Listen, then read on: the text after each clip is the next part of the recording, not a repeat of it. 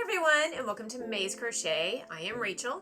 Today we are going to get back to my book blanket. It has been over 2 months since I've worked on it, so that's not good. That's not good. I have been listening to the audiobooks, read one physical, actual paperback book, but I've kind of put off making the squares, and that sucks when they just kind of pile up like that. So today we're doing row 6 of the book, 7 overall, and it'll be books 51 through 60. The formatting's going to be all over the place. I'm letting you know right now. I was not sure how to do this. I wanted to work on the square and talk about the book at the same time. I sat down to do the very first square, 51, and it's a mess. I'm the girl who can't walk and chew gum at the same time, okay? I have trouble actually crocheting and working on the square. And I did this several weeks ago. And so the second one, I think I talked about the book and then worked on the square and then just showed the square with each round that I did. There's 5 rounds. I just came back on and showed every round. And then books 3 through 7, I think I just gave my thoughts on the book and then showed the colors I was going to use and then came back and showed the square after I was done without the ends woven in at the end. And then 2 weeks ago when I made the dinosaur kit shebang, and then last week with the Wolverine Deadpool sweater, I really realized that filming and then doing a voiceover of what I filmed works really great for me. So I knocked out the last 3 books in the same manner, and I think that's how I'll do it from now on. I will be working on the square and I will give my thoughts on the book as I'm working on the square in voiceover mode. So yeah, I'm just letting you know right now, formatting not great in this one. Hopefully I've found a way that works for me because I still have 4 more rows of books. Yeah, still 40 books to go. So enjoy, and I will see you back at the end of the video to say goodbye. So just to flex, I did actually pick up a real live book. Not live, good God, that'd be terrifying. But no, an actual book at the DC airport on my trip to Brazil. And I did read it. It has been literally years, decades since I have read a physical book. Obviously I read ebooks a lot for many years, and for the last 3 years I've been doing mostly audiobooks. The only actual physical books I read would be Kidlit with my youngest when I was teaching her to read, but this is an actual book. I'm really proud of myself for doing it and not quitting halfway through, but it was really good. So I'm glad that if I was going to read a physical book, I picked a really good one to do. Here are all my yarns. I've got 4 regular yarns to use and then 4 accent colors. So it's going to be a lot because it's a beautiful cover, but it's intricate, and I'm going to do my best. As always, it's not going to look exact. Things are going to look a little out of place because I'm taking a rectangle and turning it into a square. But we're going to get started, and this is my square for The Measure by Nikki Erlich. Erlich? Yes, Erlich. Here's my plan. Let's get this made. 6mm hook for all of them. We are starting with the darker gray and a white accent in the center. Finally, that took far too long, and getting it started is always the hardest part, and I haven't done it in so long I wasn't even sure I remembered how, but got it. Not great, but we're gonna keep moving on. Miss. The Measure is a dystopian light novel, I would say. Light's kind of a harsh word. So it's not dystopian in the way you think of apocalyptic, people starving in the streets. I mean, I know dystopian means a lot more than just that. That's more like apocalyptic. So the plot is that everybody over the age of 22 wakes up one morning with a box with their name on it on their doorstep all over the world. Literally everybody over the age of 22, no children. And inside the box is a string that measures the length of their life, hence the name The Measure. And that's not their life from now on, but the entirety of their life. Everybody freaks out, obviously. And of course, there's a speculation of aliens, terrorism, God, all the things. And pretty soon, people are able to figure out what it is, and that they calculate the strings down to within 2 years of a person's expected lifespan, and by the end it's the month somebody's expected to die. And society just kind of crumbles, but not completely falls apart. I mean, everybody still has jobs and there's food and places to live. I mean, some people freak out and close up shop and move away, especially if they feel like, or especially if they find out that they don't have a long string. So they're long stringers and short stringers. They don't really define what long and short technically is, or even what mid would be, because I mean, dying at 40 for me would be short, dying at 60 would be mid, and dying at 80 or 90 would be long. But it's pretty much just cut down between long stringers and short stringers. And so it tells the story of like 8 different perspectives of people in and around New York City who all get different news. They are all or become connected, interconnected in various ways. Either they're already related, they're already in a relationship, they eventually become in a relationship. Some of them just happen to cross paths out in the wild. But it's more about how people react and how they take the news, especially when somebody in a couple, one has a very long string and one has a very short string. What do we do? Do we stay together? Should this be it? So basically what it all boils down to is a new form of prejudice, and people with short strings are somehow looked upon as not worthy to many in various respects, whether not worthy of dating, because if that leads to marriage, then we get married and then you die and I'm left with a child or children all by myself forever. That doesn't sound like fun. Or certain jobs, like actual policies are put into place where like people with short strings aren't allowed to hold certain positions of power or do certain military duties or other upper level government jobs, things like that, because they're just gonna die. The whole argument comes down to, can't someone just have meaning no matter how long or short their lifespan is? Can't people still be worthy? It just kind of proves that people will be prejudiced against literally anything that's not like them. People, especially certain people in power. I really enjoyed the book, but there were 3 characters. One definitely I don't think should have had their own POV at all out of the 8. It was a presidential candidate, and he is very hateful. Basically, he's the one that suggests and starts helping implement policies that keep people with shorter strings from holding certain positions in government and things like that. He's very prejudiced. We'll just, yeah, he's a jerk. I don't think he should have had his own POV chapters. I feel like what he does should have been in the background of the other people and how their lives were affected by what he does. I mean, their lives are still affected and we get their opinions on it, but I feel like he should have been a complete like background white noise character. His decisions were just shown to affect the other main characters. I think the thing that I love most about the book is that the strings are never proven to be false. They tell exactly, or within a month by the end, a good estimation of when somebody's going to die. And the book takes place for the first year of the strings arriving. And then there are some jumps ahead in the end chapters, like, a couple years down the road, a few years down the road, many years down the road, things like that. So out of the characters that you've grown to really like throughout that first year, some of them do have short strings, and would have been a cop-out to have them live. Like, that's not good writing. That's the easy way out. So the whole time these people are gonna die. It's expected, it's what the book's about, these people are gonna die, and it's coming.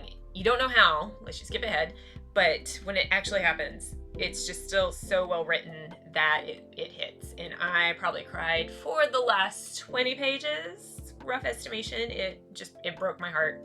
Other than having super compelling characters, I think that it was also a really great question of what would I do? Would I want to know the length of my string? Because some people don't want to know. They don't look. They still want the mystery of life to be a complete, just that, mystery, surprise. I don't want to count down the days.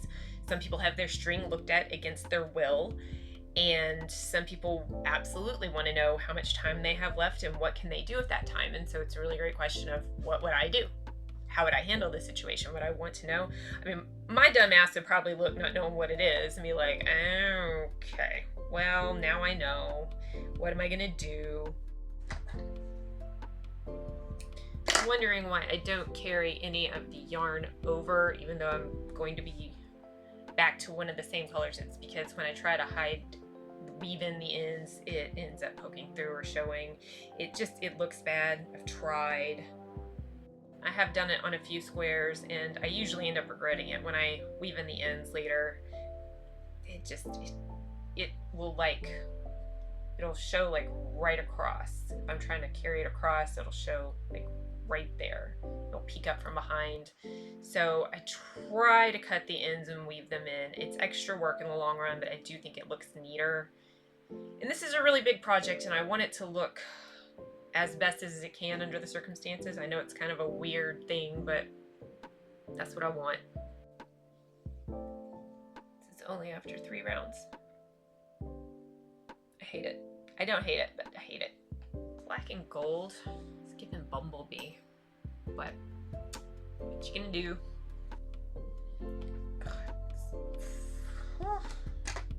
Web. Alright, 4 rounds in, we're on round 5, and I just have one more color change, so I'm calling this the home stretch for sure, which is good because I got somewhere to be in like 10 minutes, so I need to get that done. And done. Yay. That took way longer than expected. I am out of practice from the last couple of months. Vacation me was definitely not thinking about present day me when I bought this book. I mean, it's definitely not even the most complicated cover I have, even for this video, I don't think. Since I can hold up the physical book, not bad. I know it's not done, obviously. I'm gonna torture myself with this later. I got A Place to Be, and then next will be book 2, 42, 52. Shit. See you later. It'll be later tonight or in a completely different day. I don't even know yet. Also wanted to say, because I think I stopped midway through talking about the book because I was concentrating so hard on actually finishing this. Book is very good. Very much enjoyed it. If you like anything dystopian, if you want to question what you would do in a situation that we obviously have never been faced with, yeah, and yes, you might cry at the end. That's up to you. I can't tell you what to do. So this is definitely going to be one of my favorites of the year for sure. And I recommend it if it's something you are interested in. Obviously, it's not for everybody, but if it sounded at all appealing, definitely check it out. Okay, I'm back. Next night. I tried to film earlier this afternoon, but it just was not working out for me. I did not. I could not get it. So anyway, next night we're on book 52, which is The Nightingale by Kristen Hanna. This is my first Kristen Hanna book. She seems to be very popular among my demographic of middle-aged, middle-class white ladies. And so I thought, okay, I'll give it a shot. And across multiple platforms, this was her highest rated book. And I think I'm gonna go ahead and talk about the book first and then work on the square, because when it comes to something this detailed, I have a lot of trouble talking and focusing on what I'm working on at the same time, since I have to do all the color changes and everything. But anyway, it is a story about the German occupation of France during World War II, the entire occupation from the very beginning up through the end of the war. 2 sisters, one older, married, has a child, lives in the family house that's been around for hundreds of years through multiple generations in a very small French village, but it is very appealing to the Germans because it's near an airfield, and so her home becomes billeted by a German officer who stays there, which makes everything difficult, of course. And the younger sister is very impetuous. She's kind of a wild card, a rebel. She has been kicked out of multiple private schools. Their father doesn't really want to deal with her anymore. She can't really find her place in the world, and she quickly decides that she is going to up and join the revolution against the Nazis as things get worse and worse during the war, and they eventually take over all of France. It was good, but it was long. I mean, I know the war was long, and this is dealing with the entire occupation, not just coming in and out. So the problem with that was it really began to feel long as it became very repetitive, especially from the older sister's point of view. Vianne, it's just like every year is colder, there's less food, things are worse. and the younger sister joins the rebellion and is trying to get fallen airmen from the Allies back home, British and American both. And she has to brave all sorts of treacherous climates and ways to get them to safety, but she does it many times over. And Nightingale is her like code name for her spy name, which is also like, I believe it's their last name translated from French into English. Anyway, it's good, but it does drag, and it is just very heavy. Obviously, it's a World War II book. However, this is the first time that I have experienced a story about just the German occupation of France. I have never come across that before. I mean, obviously it's mentioned in the background, or there's parts of a book or a movie or show shown in France during the occupation, but never the entire occupation. So I did appreciate that. That was something different for me. Then again, I don't seek out war stuff super often. And my biggest problem with the entire thing, though, was that the narrator, I think her name was Polly Stone, very slow, very, very slow. I don't know if she did it, I don't know if it's how she speaks. I don't know if she did it for the dramatization. I don't know. But a 440 page book dragged out to 17 hours and 20 minutes is long. I listened to it at time and a quarter, and it still felt like it just dragged on and on. I mean, I just finished a book yesterday that was 400 pages and came in at like 13 hours and 45 minutes. That's the big difference. That is a 3.5 hour difference for 40 pages. So the book cover is relatively simple. There's only two main colors. I'm not gonna go crazy. This is the best blue I could find, then black. Those are the only two main colors, and these two accent colors to go with what is supposed to be the actual Nightingale, and then the title, and then Chris and Hannah's name. So it seems relatively simple. Not as much as book 51 with all the color changes, but there will be color changes. So I'm still trying to get back in the swing of things. I'm gonna get started on that then. Okay, and here's my map for the front square. I'm using the navy for the back square, and it's really hard you cannot see the black that I've cut right there. They're very close. Hopefully the front will look better once the black is all together, not just little tiny pieces of yarn, but that's what we're working with. Round one, hard to see, but done. This whole thing's gonna be hard to see, just so you know. Round two, done. Round three, and there are no color changes for the next 4 clusters. The amount of joy that brings me is actually quite sad, but here we are. Round 4 is done, and we are in the home stretch. We just have round 5 to do, and there's very few color changes. It's all blue except for one black up here, and then changing to finish off the black down here with a little bit of yellow accent added, and then I'll be done with this one. Outside of weaving it ends. And with that, we are done with the Nightingale book square. Well, I mean, I'm done, but you know, close enough. And yes, my ends are long because my patience is short. And whenever I have very little yarn to work with to weave in, I get mad, I go crazy. So anyway, the 5th round was significantly easier, far fewer changes, and that is one more down. And that's all I'm gonna do tonight because I have tomorrow's video to edit. It will be my top 5 favorite crochet projects. So however long ago that was, that's how long ago this was made. And I will be back hopefully tomorrow afternoon with the number 53, but I don't know. I don't know. I make no promises at this point. It'll be in this video at some point. I just don't know for me when it'll actually be, but for you, it'll be right about now. We're back for book 53. Yes, 53. And it is Ashley Elston's new release this year, First Lie Wins. Now, I read some Ashley Elston earlier this year, and they were both YA novels. They came out in 2017 and 2018.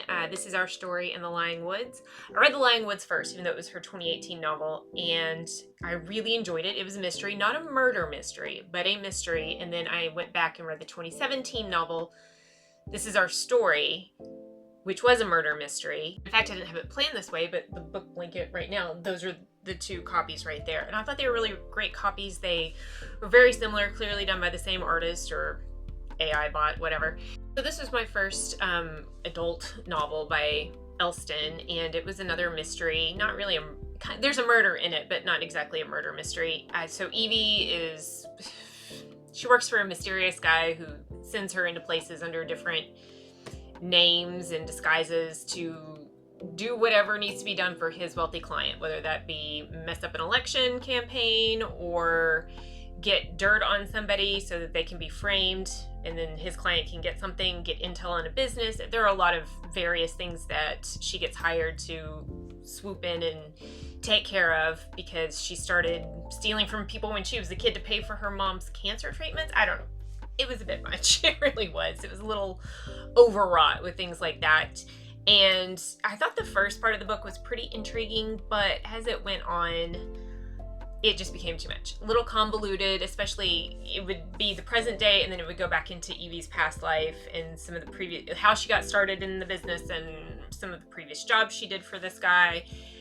And it all just became a little too heavy with plot, convoluted plot, I guess, and it just wasn't for me. If this was my first Elston book, I don't think I would continue reading her. But I really, really liked The Lying Woods, and This Is Our Story was okay, but this wasn't it for me. I like, it's been 3 weeks and I can barely remember any of it at this point. It just did not stand out. And I really hate this book cover. Like, I've been trying to find books that are a little easier, but this book cover just sucks. It is so generic. And then why the bright lime green over the dark color? I don't know. It's a mess. But this is what I signed up for. So, okay, so these are the colors I'm using. This one was kind of a mind trip because my brain knows that it is a white house, or at least a house with white trim at like twilight, right? But the colors are very off because it looks blue because it's evening time. And so I'm like, well, what do I do? Do I make it white because I know it's a white house, what's being depicted on the cover, or do I try to emulate that blue, and then which shade of blue do I go for? So I tried to actually go for the blue that's on there, and what I did was I pulled up the picture in Photoshop and did the eyedropper tool to figure out which shade of blue, and it was actually a very royal blue that the white trim is showing in the shadow. And even though my brain knows that that's accurate, I still couldn't bring myself to do it. So I'm using this slightly lighter blue to show it. I mean, obviously it's not going to be exact. I know these things, obviously. But I still decided to go with that and do more of a navy for the darkness instead of just pitch black, because again, it's twilight. You better hold on tight, spider monkey. And then kind of a burnt orange. Nothing really matches what the colors said they were in Photoshop, but this is what my brain thinks it is. And this is the first time I've really had trouble trying to decipher which colors to use in this context, because I know what it would look like in light, but it's nighttime. And so it's kind of a mind trip. And I don't have any lime green for the accent color, so I'm using the closest I have. Fine. But otherwise, yeah, I'm not gonna be super intense or particular with this one, just because it's a house and somebody on a porch or behind a screen door. So, I mean, there's no way to actually capture it. It's just, this is really a doing the best I can situation, because this cover sucks. And here is my map. So far, I don't feel like this square has been absolutely horrible with color change. I've definitely had worse. But I'm almost done with the 5th round now, because again, I'm not sure how much of this I really need to show on camera. It's got to be kind of boring, and I'm going to finish up this 5th round by just speeding things along.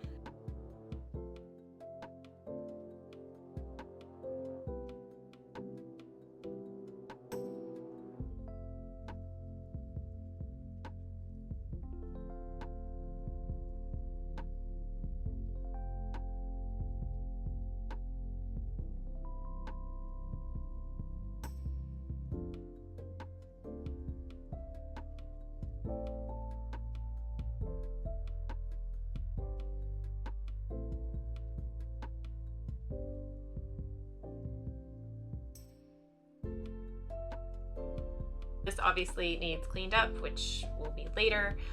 I think this was supposed to be light blue because it looks like the steps are white. So I had intended for them to go through, but I did not put that down properly on my map, or it got moved or something, because dark old blue there, I'm not going back to fix it. I don't care. I don't want to. So anyway, First Light wins. Ashley Elston. But if mystery, espionage type stuff's your thing, then maybe, but I can't recommend it because I don't really remember it enough to recommend it, even though it's only been a few weeks, like I said. However, if you tolerate YA as an adult like I do, or if you're younger and like YA, I highly recommend The Lying Woods. I thought that was a really good one. Probably not going to be seeking out too much more Ashley Elston because 1 of 3 isn't great odds. So maybe I'll get another one done tonight. Maybe not. I don't know. We'll see. I guess it's going to be a late night for me because I want to keep working on my book cover squares. And my next book, number 54, would be The 7 Husbands of Evelyn Hugo by Taylor Jenkins Reid. People with 3 names always freak me out, especially when they could really be last names or first names. Any of those. Jenkins, not as much, but I bet somebody out there has got the first name Jenkins. Anyway, it doesn't matter. I like the book. It is the story of a famous actress from the golden age of cinema. 1950s and 60s were her main highlighted eras. And her name's Evelyn Hugo. Clearly she's had 7 husbands. It's baked right into the title. And she is giving an exclusive interview, and she handpicks this low-level writer for a magazine to do this interview with, Monique, who's going through her own personal troubles. And the story is framed with Evelyn telling her whole sordid history of how she got to Hollywood, a little bit about her childhood, not much, how she got to Hollywood, all 7 husbands, a secret love that she could never share with the world, all the pain and suffering she's lived through in, you know, it's the kind of story that you would hope that some famous decades-long actress from the golden age of cinema would be able to spill before her death someday. So I really enjoyed the telling of the story of like the golden age of Hollywood and what Evelyn had to go through to get to where she was as the starlet. And even though I know it was a fictionalized story, I'm sure there were absolutely true elements that Reid incorporated from many tell-all books of real actresses throughout the years who probably went through hell through whatever studio they were contracted with during this supposed golden age of Hollywood. What I didn't care for about the book was that Monique was kind of bland and her story wasn't that interesting. And from the get-go, you get a feeling, which is confirmed by the end, that Evelyn and Monique are somehow connected. When you do find out, it's kind of like, I don't know if I believe that. I don't know if I believe that Evelyn would have held on to that for as long as she did and then confessed at this moment. I don't know. So that part fell flat for me. The rest of the book, when it was actually Evelyn telling her story, I really did enjoy it. I thought it was great. It was very engaging. Yeah, it was very similar to Daisy Jones and the Six, only it was just one person telling her story instead of like 6 band members telling their story. So it was one person telling a decade-spanning story as opposed to like 6 people telling the story that spanned maybe 5 years. That was the difference. But anyway, I really did enjoy it overall, even though the framing and the big reveal fell flat for me, but it is time to make the book cover. Let's see what I have planned. Here are my colors. Black for the absolute background and the back square. Obviously, Evelyn's green dress, because it is mentioned multiple times that green is her signature color. It is on the cover. It's actually on both covers that I found. So definitely green. And then her skin tone, because they show part of her face and then her arm. And the blonde hair. Orange for the rest of the background. Well, kind of like a burnt brownish orange. This is as close as I could find in my stash. And then the 2 accent colors for the title, and then Reid's name at the bottom. So I think these will look pretty good together. All right, it is late. Evelyn Hugo and her green dress are done. I'm going to be weaving in ends on these squares until my fingers fall off, but at least I'm making progress. So I'm going to bed. Tomorrow I will definitely work on book 55 because I already have it mapped out. I've got all my colors out. I just gotta sit down and do it, and it looks easy, but I've said that before. So good night. I will see you tomorrow. And we're back. It's the next day. It's the next night. Everybody's already in bed. We are gonna work on these books. So on to book 55. I read Tender is the Flesh. Wow, that was That was a lot. It's dystopian. I love dystopian, but this was pretty dark even for me. It takes place in a slightly down the road future, not super far, where all animals supposedly give humans a virus that kills them, whether that be from a bite or eating them, even if they've been cooked. So all animals are eradicated, even household pets. There are no more animals. And there is a worldwide legalization of cannibalism. Yep. Yeah. Anyway, so it gets pretty dark when our main character works at a processing plant. It's graphic.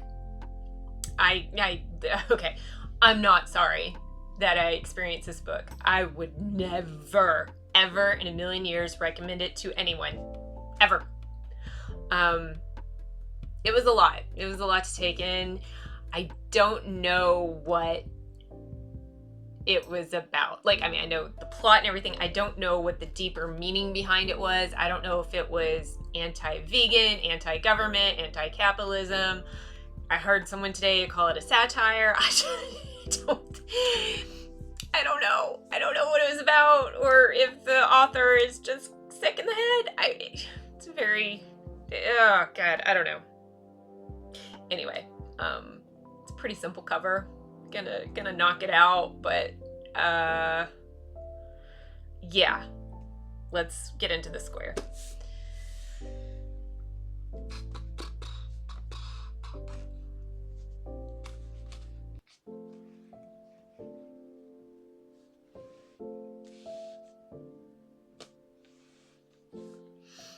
Okay, pretty simple. Black background, the bottom pink shirt, the red bull head, a little bit of a white accent for the title of the book. I'm not going to do the circle with the name because I don't want to. And so I went ahead and went with this for the skin tone, matching that kind of grayed out skin color, but not really grayed out. I didn't know what to do. This one shouldn't take long. We're gonna knock it out. We're gonna knock it out fast. Yeah, this will be good. Now that I'm back in the swing of things after a couple months, we're gonna do this. Get it done. And snip.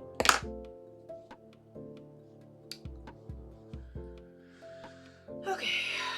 All right. I don't think that was too bad. I know this doesn't really look like the skin on the cover. I didn't really have a color closer to that, but it works. It works for me and my blanket and my purposes. So, okay, we're on to book 56. It is Tomorrow and Tomorrow and Tomorrow, which is a very apt title. It feels like that's how long you're reading it. All the tomorrows, forever and ever, because it never ends. Okay, I'm cool. So this book is about Sam and Sadie, who were friends for a bit when they were children, but they had a falling out. They didn't see each other again until they were both juniors. Yeah, juniors in college. She was at MIT, he was at Harvard. They reconnect, they kind of get over their past business, and right before their senior year of college, they decide to make a video game together. This is mid-90s, I believe. Late 90s, something like that. Mid-90s, I think, 95, 96. Anyway, doesn't matter. And the story kind of spans their relationship over the next couple of decades. I think it goes up until their mid-30s, early 40s. I don't remember, but also tells the story of when they were children and their separate traumas as children, which they bonded over and when they met. And surprisingly, I liked them better when they were younger. Normally, being old like I am, I'm kind of like, these damn kids, why do they act like this? No. The older they got in the book, the more intolerable they became. She jumped to all kinds of conclusions without any kind of communication. He had serious boundary issues. They have a love-hate relationship with each other, and nothing happens. They just keep making video games in this sometimes just in it for the money business that they have, which I guess is typical. And I kept waiting for something to happen, and then finally, 70% into the book, tragedy befalls them, and then they become even more insufferable. And there's still 30% of the book left. The longer it went on, the more obnoxious and pretentious it became. This book almost makes me want to hate video games. Just almost. I do not recommend this book. Mm-mm. It's a no from me. I did not like it, and I don't think I'll be catching anything else by Gabrielle Zevin. I don't know. And I don't like, and the cover's hard. It's gonna be so hard, but let's get into that. Okay, yeah, it's only 3 main colors in an accent color, but the placement is gonna suck. I don't want to do it. I don't want to do it. I want to forget I read this book. I can't, 'cause it's part of it, so it's too long, too damn long. All right, just make the damn square and get over it. Just put it in the past. All right, this is the best I could do. I don't care. This book had been half as long, maybe I could have appreciated it more, but no. So I did my best, I guess. Anyway, that was book 56. Tomorrow and tomorrow and tomorrow. And not anymore, because I finished it and I've done it and I will not be revisiting it. All right, so we have 57 to go, and that is the last book I've read that I need to catch up with. I'm on 58. It's going to be a couple of days on that one. Anyway, so this is the second nonfiction book for me for this year. My first was I Know Why the Caged Bird Sings. So this one's called Hey Hun, the Sales, Sisterhood, Supremacy, and the Other Lies Behind Multi-Level Marketing, by a woman who was in a pyramid scheme, MLM, for... I'm confused. It sounded at one point like it was 6 years. It sounded at one point like it was 10 years. I don't know. But she tells her tale of how she got sucked into it, how high she got, which was pretty high. She made well over $1 million, but she also talks about the offset, everything she had to spend to get up to $1 million sales, the toll it took on her personal life, and just, all the bad things. So I am fascinated by all the MLM discourse. It's like, I've seen friends fall into multiple ones, and it's quite heartbreaking. I've always known that it was just crap, but it's interesting to read somebody's personal story, and her story would have been much more interesting if it didn't feel like she was stopping every half a page to do an info dump about all the studies and other authors and all the information that's come up from other people in institutions in the last 5-10 years about what MLMs are and what they do to people and the structure of them and everything. I mean, you pretty much pick up this book, maybe if you know literally nothing about an MLM, this information would be interesting, but a lot of it feels like, you're hearing the information she's spouting, and it's just like, okay. And you're not going to remember any of these little tidbits of info. You're just not. And so unfortunately, I feel like the stories are important, and I feel like the story would have been a lot better if it had just been her story and not all the data that she dug up. And I mean, she must have done a lot of work, but it was a lot of work to listen to it as well. I just find the whole concept fascinating, especially as a stay-at-home mom, because just not even 10 years ago. I mean, since we've been here in West Virginia, it was scary going to the park with the kids when they were little, because if another woman started up a conversation, you never knew if she was trying to recruit you or not. It felt like, it was just like, please don't talk to me. Nobody ever talk to me ever again. We're not going to be friends. We're not going to be besties.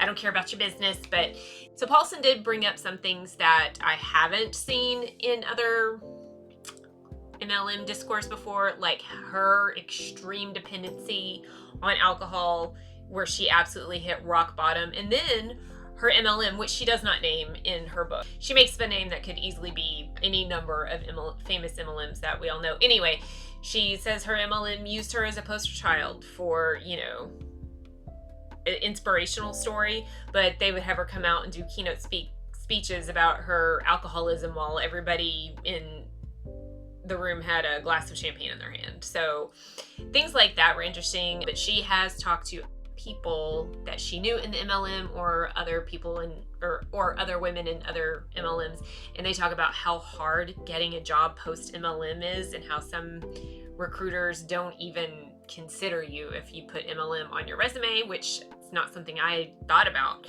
So there were some good points made. Unfortunately, there's just way too much data to truly appreciate her story, I think. And I'm sure that was not what she intended. Also, she said she changed names, but she says all the dialogue is as she remembers it.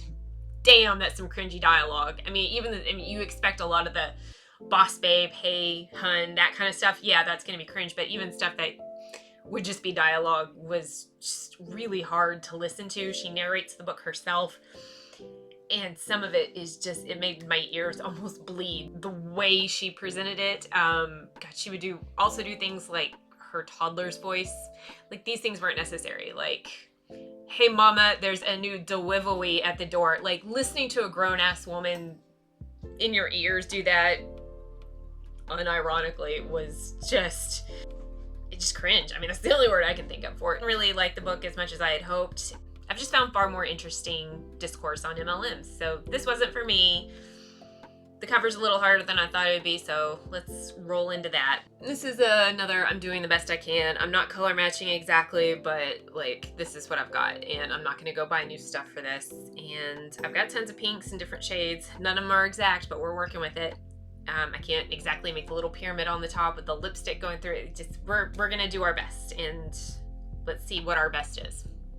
Hopefully tonight, because I'm getting kind of sleepy. Can you tell it's past my bedtime? Because it feels like it's past my bedtime. Anyway, here's Hey Hun. Obviously, ends need woven in. This pink was hard to work with because it's thinner than a 4-weight yarn, even though I think it's one of those that says it's 4-weight yarn.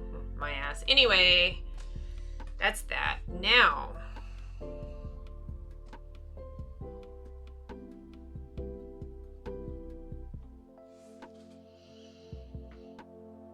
all the ends, all of them, over 5. I got the first 2 done, the measure and whatever was after the measure, the nightingale. Those got done the other day, but now I've got these 5 to catch up on. 3 more books in this video. I'm on number 58. Going to bed. Good night. And we're back in voiceover mode. Book 58 is Bunny by Mona Awad. Hope I'm pronouncing that correctly. I actually judged this book by its cover because it seemed pretty simple with only 2 main colors and an accent color. Unfortunately, that's the only good thing about including it on my reading list this year.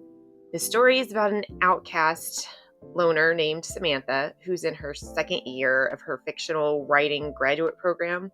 She's with 4 other women that she has dubbed the Bunnies. They're all obsessed with each other, hanging out every minute of the day, always praising each other's work in class, always touching each other, like on the arm, or like grazing their hair, or just something, and boundaries. But anyway, they finish each other's sentences, and they literally call each other Bunny. It's some kind of like weird hive mind cult. That's what Samantha calls it. She mocks them mercilessly with her friend Ava, but it's clear that she is jealous. She's the only one in her program that's not part of this inner circle. Until one day, they actually invite her to be. And she quickly finds out that the Bunnies have a witchy hobby of conjuring up boys from rabbits. They haven't really figured out how to perfect making a boy from a rabbit. So the spell isn't quite right, and the boys are always off a little bit, which normally leads to the bunnies just killing them. That isn't even like the weirdest part of the book. And it's not even halfway through the book. But I could have handled it. It just went so much further off the rails that I ended up not caring anymore. Samantha is an extremely annoying main character. Her outcast status seems to be more of her own doing. Like, she separates herself from everybody else. There were far too many obscure references to film and literature that very much felt like, oh, if you don't get this, you're just not alternative enough. And I hate that attitude. I've known people like that. I've known people like Samantha who other themselves and then have this whole attitude like, well, if you don't know what I'm talking about, then you're too mainstream for me. And like, okay, just furthering othering themselves when you're trying to like hang out or whatever. Anyway, that's neither here nor there. Biggest problem is there's too much that's left unanswered. It is like, for example, it's constantly mentioned throughout the book how this supposed fictional Ivy League school is in the middle of this really horrible, crime-ridden town where people are being murdered on the daily, like actually being decapitated in broad daylight. I don't even know how many times the word decapitated is even brought up in the book, but it feels like a lot.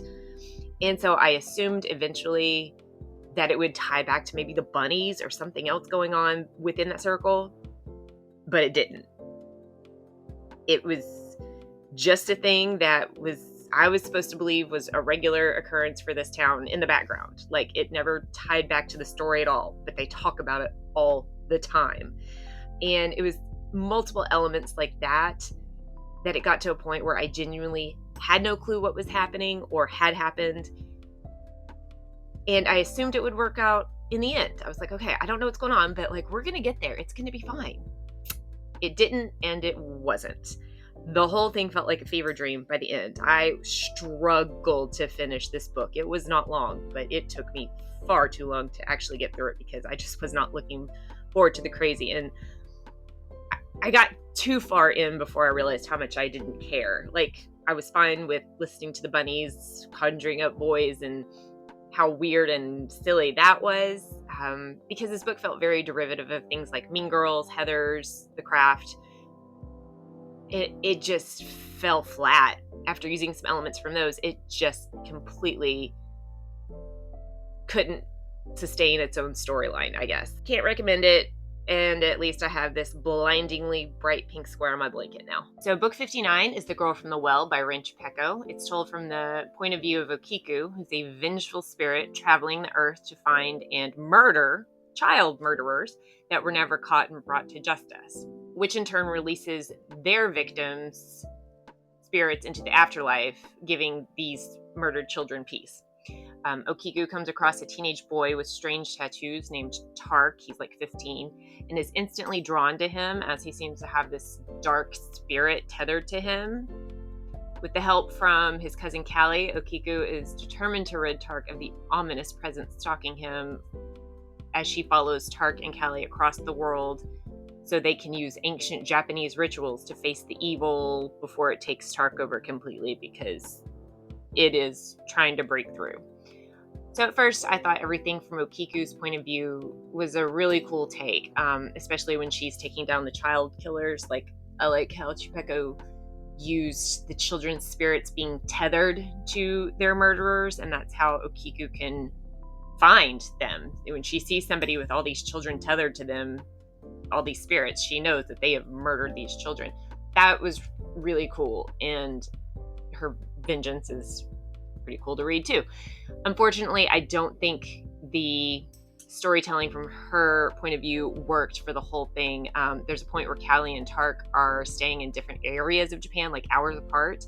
And Okiku has to, in theory, bounce between the two of them to keep up with the story of telling us what's going on. And it doesn't make sense that the spirit is just going back and forth between these two houses to keep up with these characters to tell us what's going on. She doesn't, I don't think it was stated that's what she was doing, but she would have to if the whole story is from her point of view. There's a point where Callie is having a fitful night of sleep because she's having bad dreams. And so we're told exactly what her dark dreams are, which would mean that Okiku can read minds, in theory, which is not a power that she's known, has been told to us that she has. So things like that really didn't make sense. It's like Chupeco didn't map out the storytelling device. And I think she really should have split the POVs between Tark, Callie, and Okiku. Maybe for like the latter half of the book. Not the whole thing, but it gets to a point where it's too unbelievable that Okiku could be telling this entire story from her point of view. So overall, it didn't really work for me. Like, the book starts in New England, but then it jumps to Japan about halfway through to deal with Tark's dark spirit. And it really felt forced. Like, it was not a natural flow to the story at all. Tark's mom was Japanese, and they get into her backstory because she has a lot to do with why Tark has this dark spirit attached to him. But it felt more like a plot contrivance than an organic flow to the story. Overall, it was a very intriguing idea, but it didn't feel like fleshed out enough to work. It just felt rushed and kind of like, where do I go with this story? Okay, this seems like a good place to end it. There actually is a second book, even though this book ends in a way that could be done, but I won't be checking out the second book. This one just didn't grab me enough, or it didn't finish by holding on to me. It grabbed me, but then it kind of let go, or I let go. Depends on how you look at it. And this isn't my first work by Chupeco. I did try the Bone Witch. There's a Bone Witch trilogy, and it was earlier in the year. I got about 6 or 7 chapters into it, and I'm just like, I don't know what's going on. So that is actually the first book of the year I DNF'd. It was a high fantasy, and it just wasn't making sense to me. This one I did like better, but overall, can't recommend it because it just fell flat by the end. We are in the home stretch now, at least for this row in this video. Book 60 is The War of the Worlds by H.G. Wells, all the way back from 1898. Not the very first Alien book. I read that there was a French book maybe 10 years before that was dealt with aliens, but this is kind of the first alien invasion book where Earth has to fight for its survival, essentially. So basically, Martians attack Earth. That's it. That's the story. Okay, so there's a little more to it than that. Everything is told by an unnamed narrator who is with an astronomer friend. He observes objects leaving Mars and then landing on Earth and the fallout afterwards as the aliens rise up and destroy a good part of England. And because the narrator himself says early on and throughout the book, it's not really a spoiler, but the Martians eventually fall and everyone gets back to normal. This is one reason I love checking out the classics through the lens of history. The man wrote an alien invasion novel before the first flight took place, and certainly long before space travel could even be considered as a possibility. I mean, cars were barely on the road at this time, and his description and details of the events are intense, and his imagination was just quite impressive, considering the technology wasn't even close to being there. All that being said, I feel like The War of the Worlds suffers from the same problem as The Time Machine, another Wells book, and there are just no characters. The story is told in first-person point of view, but it means very little by the end. And it's hard to attach myself to a story when I don't have a well-written character, whether they be good or evil, to follow. The stakes don't feel high. Just saying, oh, the aliens are coming in to destroy Earth. Okay. When the events occur in mass like that, instead of to detailed individuals, it doesn't hit the same. So I had the same problem with The Time Machine. I loved the world that Wells described when the time traveler goes like almost 800,000 years into the future and what mankind has evolved or devolved into. But it was just description of the world and the characters in mass, once again, of what humans had become, but like not really anybody to attach myself to. Same problem. So I applaud him for his ability to write a very imaginative story. I just wish that it had better characterization. But overall, I do think it's worth the time to check out, especially since it's very short, not even 200 pages. And I feel like any real sci-fi fan needs to have the background of this classic to appreciate what we have today. Just wish I had somebody to root for. That's it. Also, I will go ahead and show all of the squares compared to their book covers now that I have the ends woven in and everything. And then we'll get on to attaching the squares to the blanket. We're almost done. Sorry this is such a long video. However, now I have the formatting that I like figured out. I will try to keep it much shorter in the future. I'm thinking like 3 minutes per square and book, and hopefully not just rambling while trying to make a square at the same time. Stick with me, we're almost there.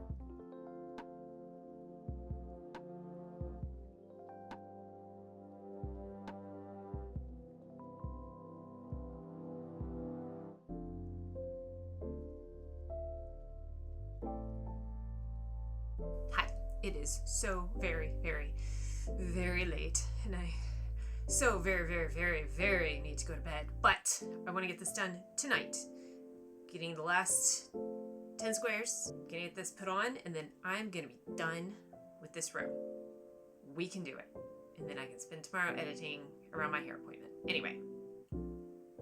Yeah. This time was a little difficult for me. These last 10 books, I don't know if it was the break I had when we went to Brazil, or if it's just that mid-year slump. Now that I've been doing a project this long, maybe I just wasn't reading a lot of the right books. I really found myself struggling to get through many of them. I have trouble quitting books. I really do. I genuinely have to just be lost or know that I'm not in the right mindset for certain things. So even though I don't like it, I'm going to power through it. It's easier when it's audiobooks because I don't feel like I'm completely wasting my time, since I can do a million other things while I'm listening to audiobooks. If I were physically reading some of these, I definitely would have quit them.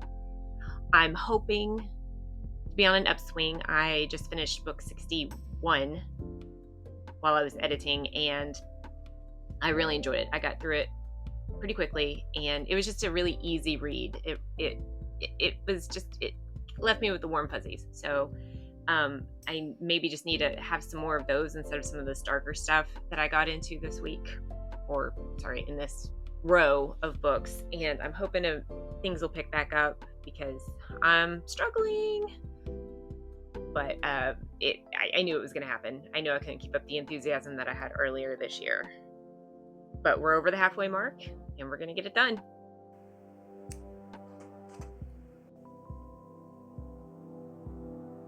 Okay, that's it. I'm being very quiet because it is very late. I have to go to bed now. Thank you for joining me in this video. Another 10 down, 40 more to go. Oh God. How are your year-long projects going, assuming you have one? How's your reading list going, assuming you have one? Like, subscribe, comment, all the YouTube things, and I will see you in the next one. Bye. Oh, that was high-pitched. Okay, let's try that again. Bye. That was aggressive. Bye.